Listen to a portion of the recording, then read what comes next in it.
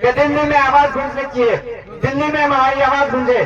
तो हमारे साथियों, हमारे सौभाग्य से दिल्ली में आवाज हमने पहुंचा दी है और उसकी तैयारी आपको भी तैयार करनी होगी साथियों, क्योंकि आज हमारे साथ जो घटना हो रही है करता हूँ। साथ ही भाई मन्नारी जगदीश जी पांडव को भी जोहार नमन करता हूँ। उसके साथ ही यहाँ की जो आयोजक कमेटी है इस कार्यक्रम को जो आयोजित किया, जो इस महापंचायत को आयोजित किया, जो न्याय के लिए, उस टीम को भी बहुत बहुत धन्यवाद देता हूँ। उसके साथ ही आप सभी लोग इस महापंचायत में शामिल हुए, उसके लिए आप सभी का बहुत बहुत जोहार। साथियों, आज हमको इस तरह से महापंचायत करने की जरूरत क्यों पड़ रही है? आज हमारे साथ ये दोगली सरकारें न्याय क्यों नहीं करती? इन सभी चीजों पे हम सबको मिलकर मंथन करने की जरूरत है साथियों। आज आपके इस इलाके में एक 12-13 साल की बच्ची के साथ 58 साल का एक बुजुर्ग रेप करता है और रेप करने के बाद 3 दिन के बाद एफआईआर दर्ज होती है। इससे नालायक पुलिस प्रशासन इतने दिन तक नींद में सोई रहती है साथियों। तो इससे साबित होता है कि जो पुलिस प्रशासन के लोग हैं, जो यहाँ के जो जनप्रतिनिधि है, वो कहीं ना कहीं गुलामी में बंधे हुए साथियों। इसलिए आज हमारे आदिवासी दलित माइनॉरिटी एसटी भाइयों के साथ में इस तरह से गलत हरकतें हो रही है, इस तरह से ये लोग हमारे साथ में इस तरह से घटना करते हैं साथियों। तो इसलिए हम आपसे ये निवेदन करने के लिए आए हैं कि जितने भी यहाँ पे एसटी के भाई है, एससी के भाई है, गुज्जर भाई है, आप सभी एक हो जाओ, एक मंच पे आ जाओ, तो निश्चित तौर पर आने वाले टाइम में जो अपने लड़ेंगे उस लड़ाई को मजबूती से अपन लड़ने के लिए तैयार हो जाएंगे साथियों। पर आपको एक मंच पे आना होगा, संगठित होना पड़ेगा, तब जाके हमारी जो लड़ाई है उस लड़ाई को हम मजबूती से लड़ सकते हैं साथियों। आप सभी लोग देख रहे हैं कि हमारे जो दक्षिणी राजस्थान का जो इलाका है, डूंगरपुर, बांसवाड़ा, प्रतापगढ़, उस इलाके में हमारे आदिवासी परिवार ने जो काम किया है उससे हमारे क्षेत्र में कितना बदलाव आया है। हर एक इंसान में, हर एक व्यक्ति में जय जोहार का नारा हो, हर एक व्यक्ति में उसके खून में जय जोहार का नारा देता है। हमारे समाज के प्रति, हमारे समाज के जो साथ शोषण हो रहा है उसके प्रति वो दिन रात मेहनत कर रहे साथियों। आप सभी लोग आज अभी आप बोल रहे थे कि दिल्ली में आवाज गूंजने चाहिए, दिल्ली में हमारी आवाज गूंजे।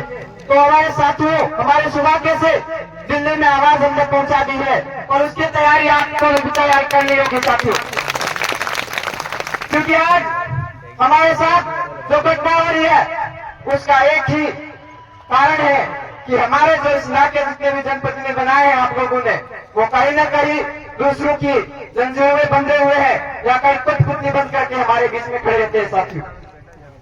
क्योंकि वो लोग दूसरों को इशारों पे, गैर आदिवासी लोगों के इशारों पे काम करते हैं साथियों। तो इसलिए आप सभी लोगों को जो हमारे आदिवासी परिवार के नाम से जो जन जागरण चल रहा है, सांस्कृतिक शुद्धिकरण और वैचारिक एकीकरण करके हमारे लोगों को जगाने का काम कर रहे हैं, तो इस काम को आप सभी को इस मुहिम में जुड़ना चाहिए और हमारे हक अधिकार के बारे में आवाज उठानी चाहिए। उससे हमारे जो साथ में शोषण हो रहा है उसके लड़ाई हम लड़ सकते हैं साथी। आज हमारे बीच में रोज कांति भाई आदिवासी बैठे हुए हैं जो प्रदेश के आदिवासियों के लिए काम कर रहे हैं। हमारे बीच में सांगा जी आए हैं हमारे बीच में जो किसानों के बहुत बड़े नेतृत्व करता है साथियों। वो क्यों आए हैं? क्योंकि हमारे दलित आदिवासी शोषित वर्ग के साथ में जो न्याय हो रहा है उसकी लड़ाई लड़ने के लिए वो आपके बीच में आए हैं, आपको समझाने के लिए वो लोग आए हैं।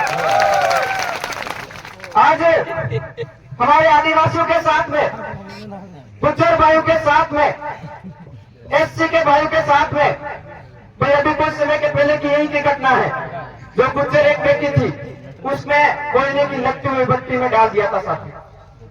तो आपके यहाँ के जो जनप्रतिनिधि वो कहाँ सोए हैं? कोई हमारी छोटी छोटी बच्चियों के साथ में रेप होता है तो वो कहाँ सो रहते हैं? ये सवाल आप लोगों को करना होगा साथियों। जब तक आप इन चीजों में जागरूक नहीं होंगे, सवाल नहीं करोगे, तब तक ऐसे शोषण अत्याचार हमेशा हमेशा होते रहेंगे साथियों। इसलिए आप सभी लोग जागरूक हो जाओ, एक मंच पे आ जाओ, क्योंकि एक बाबा साहब ने एक नारा दिया था, संगठित रहो, शिक्षित बनो और संघर्ष करो। तो हमें शिक्षित भी बनना है, संघर्ष भी करना है और संगठित भी होना है साथियों, तब जाके हमारी लड़ाई को मजबूती से लड़ सकते हैं साथियों। उसके साथ ही यहाँ पे एससी के भाई भी है, तो हमारे वहां की एक घटना बताता हूं मैं आपको। हमारे सलूम्बर में शंकर लाल जी एक अध्यापक थे, उनकी तलवार किसी सरेआम गर्दन काट दी थी साथियों। उस अध्यापक को किसी भी प्रकार से न्याय नहीं मिला, ना ही किसी भी प्रकार से मुआवजा मिला। और उसके तुरंत बाद हमारे उदयपुर में एक घटना हुई, जो दो नाबालिग बच्चे थे, एक माइनॉरिटी का था और एक कोई राजपूत या अन्य तेली समाज के था। तो माइनॉरिटी के जो समाज का जो बच्चा था नाबालिग, उसने किसी गलती से उसने चाकू मार दिया और उस बच्चे की मौत हो गई।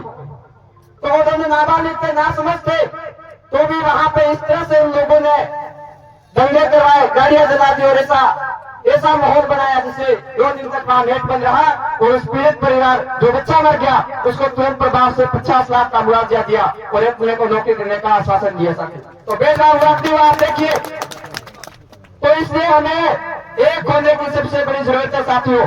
तो हम बीराना पूंजा की कर्मभूमि से आपके बीच में चलकर आए हैं, तो ये आपको बताने के लिए आए हैं कि जब तक आप लोग एक नहीं होंगे, आप जागरूक नहीं होंगे, तब तक हम आके बोल के चले जाएंगे, पर आपके साथ में हमेशा हमेशा के लिए खड़े नहीं हो सकते हैं। इसलिए आपको तैयार होना पड़ेगा, आपको अपनी लीडरशिप करनी होगी, स्वतंत्र विकल्प आपको ढूंढना होगा साथियों, तब जाके हमारी समस्या का हम समाधान कर सकते हैं। तो इसी के साथ ही हमारे बीच में माननीय विधायक साहब थावरचंद जी डामोर आपके बीच में उपस्थित हुए हैं, तो आप ये अच्छी बातें, अच्छी जानकारी आप लोगों को देंगे, तो आप लोग सुने, समझे और हमारे आने वाले पीढ़ी के लिए आप सभी लोग काम करोगे, ऐसी आशा और उम्मीद करता हूँ। क्योंकि ये सबसे बड़ी कमी है, वो हमारे जो इलाके हैं, जो ग्रामीण इलाके, उसमें शिक्षा की भी बहुत बड़ी कमी है साथियों।